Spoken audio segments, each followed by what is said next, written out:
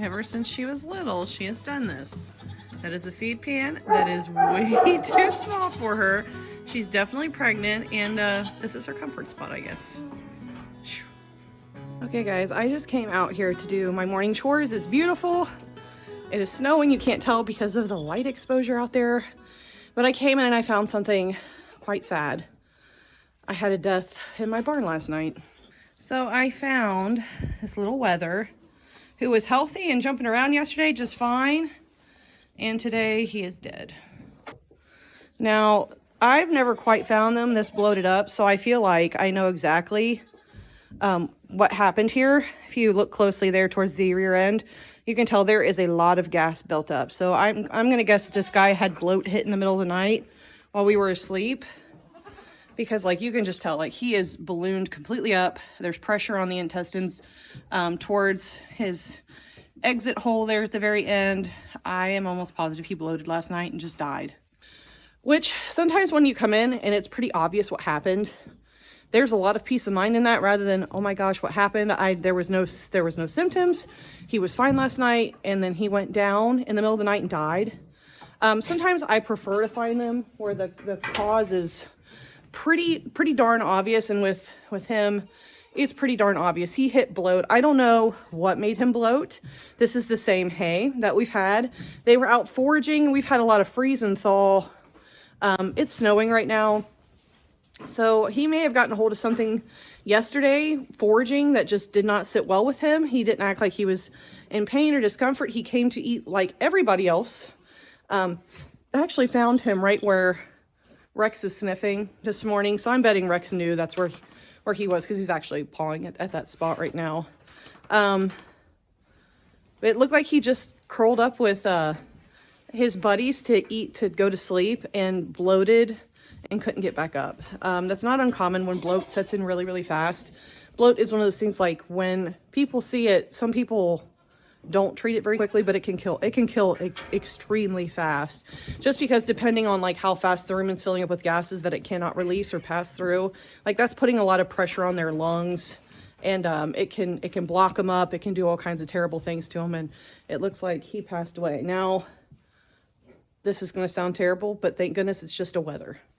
Now, in retrospect, this is Joe's 4-H wether for the upcoming year, which is not so good, but at least it's not one of my does. I don't know. Sometimes things just happen. And at least, like I said with this, I'm pretty sure I know what happened. He died of bloat, but it just kind of sucks to come in here and panic right away and just realize it's already dead and gone and there's nothing I can do about it. And there were no signs, so I'm hoping that it was just very, very quick. No, you don't like it, do you? Poor guy. Not your fault, dear. This is not your fault. It's okay. You just want to see why he's out there, huh? Why is one of your babies out there? It's okay. It wasn't you. You're all right.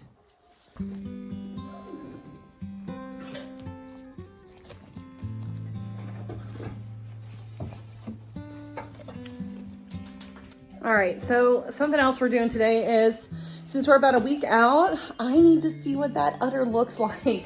I have to know. So that means today we're actually going to be doing sanitary clips on both Gwen and Skids. So I'm gonna videotape Gwen, because Gwen, even though she's been shaved for shows and things, she's probably not gonna like this all that much, but some people ask, what is a sanitary clip? So a sanitary clip here on the farm means that we have a goat who is getting ready to give birth, and because we milk and we want to keep things as sanitary as possible, we give a sanitary clip, which means that we shave around her lady bits and we shave her udder. The reason for this being is that there are lots of fluids that are involved during birth, obviously, and they like to stick to fur. So if we remove the fur, then we keep the mess down.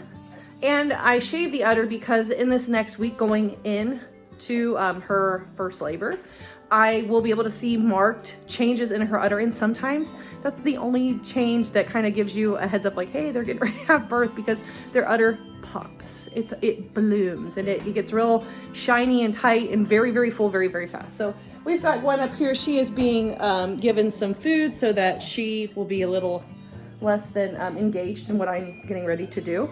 She might still be very, very engaged, but I'm gonna go ahead and set you guys down. I'm noticing that she probably has a little bit of a vitamin deficiency in the way that her fur is sitting, so I'll probably give her some zinc.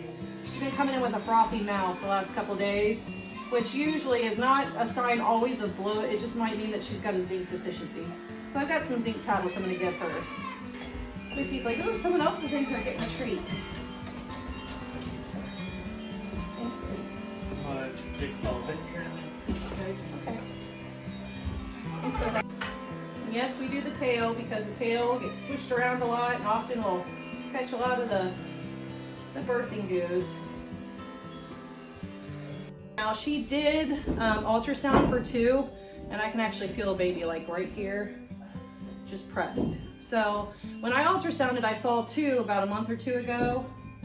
So she actually, when it comes to body condition, she's one I'm watching. And you have this with first fresheners. Some of them do really, really good and they have great body condition the entire time, and some of them just, they give a lot of nutrients to their babies. And I think she's giving a lot of nutrients to her babies.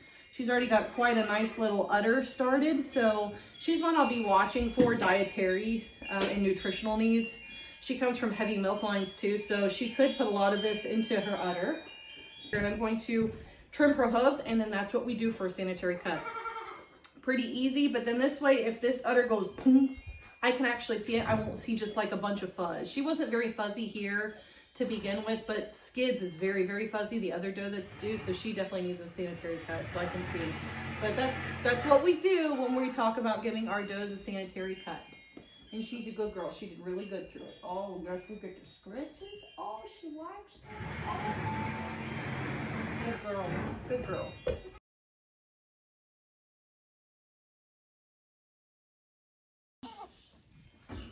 It is winter here. Guys, I'm sorry. I do not know what happened to my audio here, so just bear with me through this clip. Winter, winter, winter. It's cold. We've got gloves. We're covering every part of our bodies. That the entire everything is on, because this morning we have highs in the teens, but we're in the feels of like single digits, pretty close to 0. And we're on the precipice of a very large snowstorm coming our way tomorrow afternoon into Monday afternoon. Joe's supposed to go back to school after her break on Monday, and I don't think if the storm patterns hold to what everybody's saying we're going to get a lot of snow, which means I need to prepare a lot today, but I have once again bred animals to have babies in January. And it doesn't matter when I breed them, like late July, early August. I end up always breeding winter kittings, like even for when I had boar goats, to be like in the coldest day of January. So I am on par for my pattern. I'm on par to keep that pattern. So we do have those girls stalled over in the kitting barn with heat lamps, and we're watching. But other than that, I mean, we're in a waiting game right now for them. But I'm just over here like, I've waited again for like the coldest portion of the year. But there are some good things about this. We will have no parasites when these kids are born, and when they start to wean, there will be no parasites. There's not a lot of smell. The ground is frozen, so bedding doesn't get like overly wet or crazy. It's a really nice tempered balance. It's not comfortable for me. And it's not comfortable like for kids that are being just born. But once we get them dry and they start to self-regulate their body temperature, we're golden. But I've got everybody in here who is waiting very impatiently. Right there. Right, baby? But they're all excited to have their breakfast, so I'm probably going to just go ahead and get their breakfast and start getting prepped for this cold, because I have some stalls that I need to scrape and bed down heavy with straw tonight. And I need to make sure that I'm bedding up my girls on the other side and letting those little babies out for some exercise, because they're not in with the group yet. We do not have them integrated in with everybody just yet, but we're gonna get there.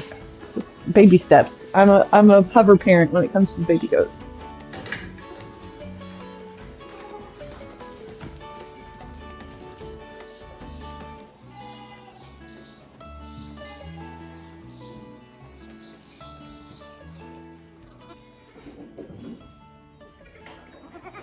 today gonna be the day, Mama? Is it? Let me just get out of the way while I'm home all day. Yeah. Hi, Gwen. Remember Gwen? We can see how she's got this red in here, like underneath this undercoat. She does not have a good undercoat. Like she has none of like that good fur underneath, so she is cold. I'm hoping that we caught her in time. Hold on. Okay, what I'm doing right now is I'm checking ligaments. I think it's gonna be, they're barely, I can barely find them. Little girl, is it today? Would you like some hay? Would you like some hay? Gwen is a first freshener, so it's important that I try to be here for her when she does have her babies, just in case she has like first freshener brain when she has babies, which is, what the heck are you and why do you love me so much? I didn't have that problem with Avi. Avi just wanted to look at him for a brief second. And then after that, she was fine. So, I don't know. I think it'll be okay, but you never know. And then I'll be checking Skids because they are both due today. Skids is much larger. Skids does have a really nice coat on her. Whereas, like, you can kind of tell, like, just looking at Avi, like, she is fluffed. She's always fluffed. This weather is not good for her. So, what that means for me is that at some point, between her last show that I shaved her for, she was not getting enough nutrients to really make a good winter coat. And I didn't notice it until probably about like a month ago when it actually started getting colder. I'm like, you just are puffed up all the time. One of the signs that a goat is cold, like their fur is puffed or that they don't feel good. They kind of sit a little bit hunched, humpty backed, and their fur's puffed. So as long as they come up to the food and their poos look normal and they don't, and like when I go over and interact with them, that they don't act weird or like lethargic, like they don't care to get away from me or they can't get away from me, then they're fine. We don't really worry about it. When they start having like raspy breathing, they're lethargic, they don't want to run away from me, especially if they're like not a friendly goat. And if like my friendly goats are back off the feed and they're not like right on top of me, usually that is a sign that I've got a goat that's probably a little off. And stress factors tend to bring out sickness in goats. And the stress factor this year so far has been all of the rain. It has been either kind of warm and very, very rainy, or now we're getting into this like Arctic vortex that's getting ready to sit over us for, clear through next week. So I'm glad like I'm kidding these two out.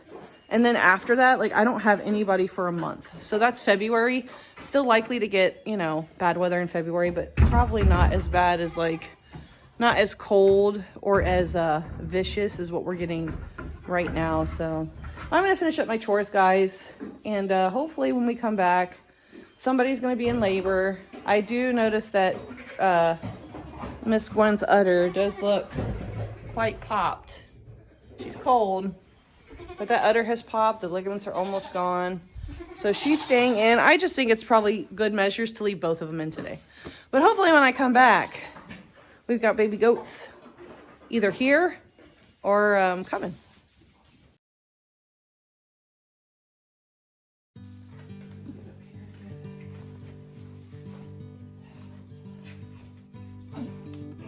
Good girl. Good pushes, Mom. Oh, so good. And quiet. My Lord, quiet.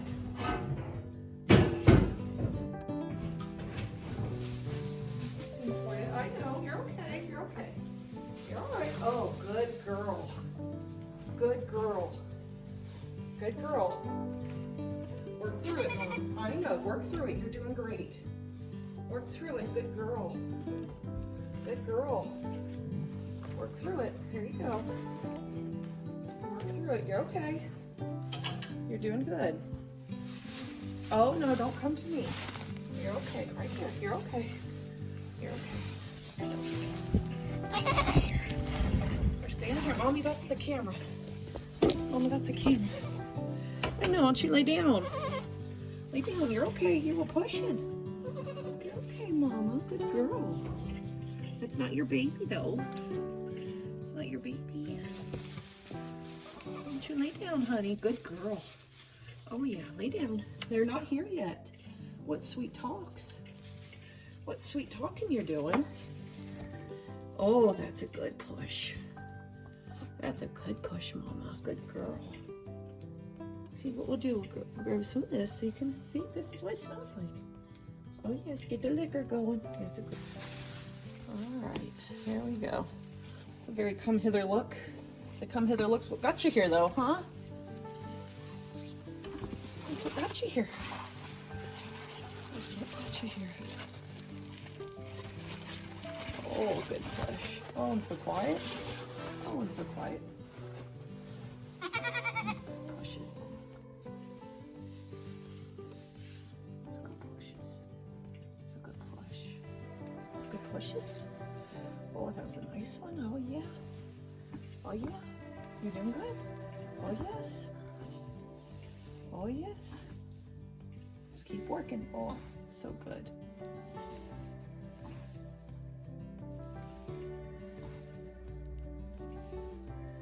Bubbles right there, Mama. They're almost here. They're almost here.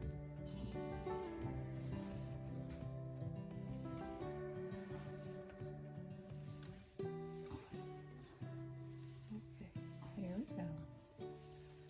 Oh, you're making some good headway. I'm gonna burst this bubble if I can. Here we go. That'll just help. That way we can see, oh, nose and toes. We can see 2 toes and a little nose. You're doing good, Mama. It's right there. It's right there. You're right there. Good girl. Here we go. I'm just going to pull that leg forward just a little bit. There we go. Okay, good girl. I'm not pulling, I'm just holding. So she doesn't have her progress.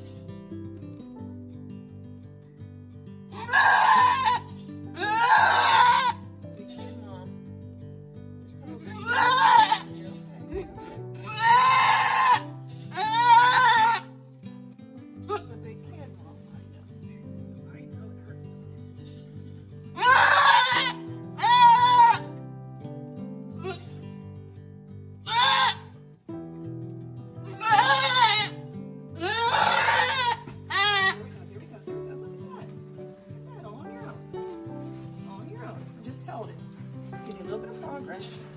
Good girl. What's this? What is this? What is that? A lick? Yep, start licking so you know what you're doing. Let's start your licking so you know what you're doing. Look at this little one. Look at this little one. That's your baby. That's your baby. Look at that crazy looking thing. Look at that crazy looking baby. Oh yes, she gets good head shakes. The towels, Mama. I'm gonna get the towels rolling. Look at that big baby. I know. Lick it, love it. I'm gonna take care of its nose.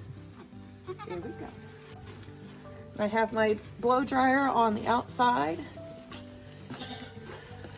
So if I need to help with blow drying these guys off, which I probably will, just to make sure they are good and dry before we let her alone. Oh, look at how much she loves them.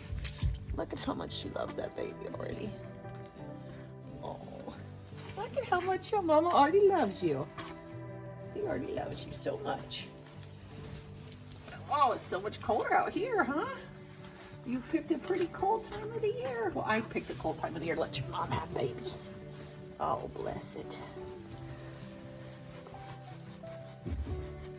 Oh, bless it. Okay, let's see. What do we got? Oh, boy. I knew it. It was just too big to be a girl. That's okay. Good job, Mom. Here, lick him. There we go. Lick him. Even though I can see she's already got a little bit of pressure coming back here already, so. Most of these fluids. All right, Mom, I'm pressing right along. Trying to see what's in there. Looks like a face already. Oh, good job, Mom. Oh, what a pro. What a pro. Look at this. Oh, Mom, what a pro. What a pro. Let me get the other one, baby. I know. Hello. Here we go. What a pro. Your mom's a pro. She's just straight up a pro. You came out here so fast. Hello, little. Hello. Hello. Hello there, little. Oh, I know. Oh, I know.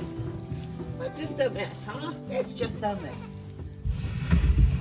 Want to keep loving on this one? Keep loving on that one? Do you want this one too?